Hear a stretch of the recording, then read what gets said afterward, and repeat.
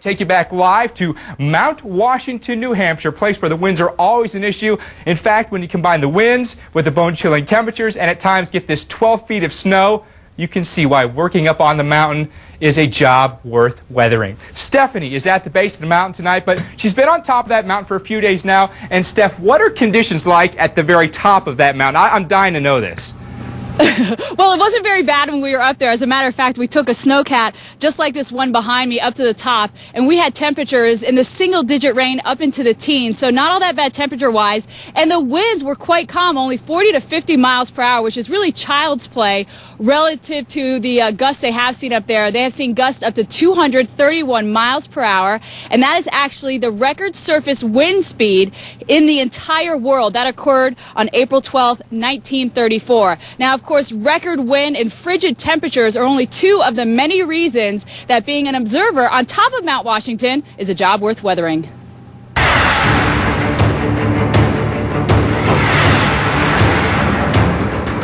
This is their office. These are their working conditions. Our main job up here is to go outside every hour and take an hourly weather observation, which we code for the National Weather Service as well as for our own records internally. And you do this every single hour? We have to do it every hour all through the night, 365 days a year.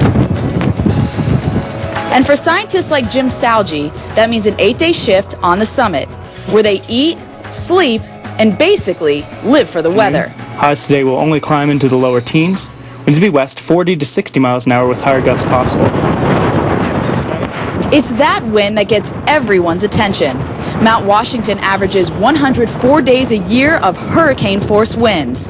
You try working when it's blowing 75 miles per hour or more. Just fighting back that 100-mile-an-hour wind and pushing it and getting your job done in those extreme conditions is just amazing. We'll get 3 to 6 inches of ice building up on all of our instrumentation on the tower every hour at times in the winter. What we have to do is go up and fight the hurricane-force winds with the crowbar and knock all the ice off. One of the things that is really awesome, if you want to use that word, is to be outside when the wind's blowing 120, 130, maybe even 145 miles an hour. And it's just the rumble of the wind. It's like basically putting your ear to the ground in front of a passing freight train. Ken Rancourt has been working on the mountain over 25 years. He's experienced wind gusts up to 187 miles an hour. I went outside one time, and all of a sudden my right elbow started to hurt. And I didn't understand why, but I realized I was laying on the ground. The wind had picked me up, slammed me down, and I hit my elbow and didn't even know it. But Mount Washington is more than just about wind. The average temperature is about 26 degrees. The record low is minus 47. And with wind chill, it can sometimes feel 80 to 100 below zero.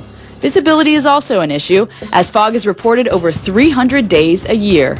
I think the hardest part of the job is just preparing yourself each day for a variety of weather that we experience up here, and having to go out and essentially do battle to get the most simplest of weather observations for most stations, to go outside and gather them yourselves in this, what we call the worst weather in the world.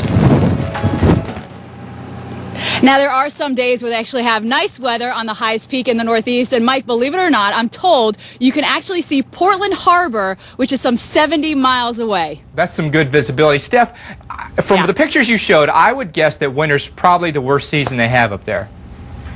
Well, you would think, but for visitors, believe it or not, spring and fall, they say, is the most dangerous because when people are going up to the mountain, they don't anticipate it to be as cold as it is up there. So everyone in the winter, they're prepared, they're ready for it, but they got caught off guard when you start down here and it's pretty warm, then you head up and it gets quite chilly up there at just under 6,300 feet. All right, very good. What do you got coming up later for us, Steph? All right, coming up a little bit later, we're going to talk about rime ice. It's something that they have to deal with up there on a daily basis, and they have to fight as it accumulates throughout the day and evening hours on all their instruments, and really, it just encases everything on top of the mountain there. We're going to talk about what rime ice is and also how they deal with it. We're going to have that coming up, and I actually blogged about my experience up there, and so if you head to weather.com/AB, you can read about my experience, and also check out some of the pictures, and Mike, some very cool pictures of rime ice that I took. Rime ice gets me very excited. It's just such a neat thing that you don't often see unless you're on top of a mountain like that. And it was Stephanie last week, the professed weather geek, so only Stephanie would get excited over rime ice. Thanks, Steph. We're going to be back with Steph in just a little bit. Go beyond the forecast with Abrams and Bettis. Weeknights at 8 Eastern.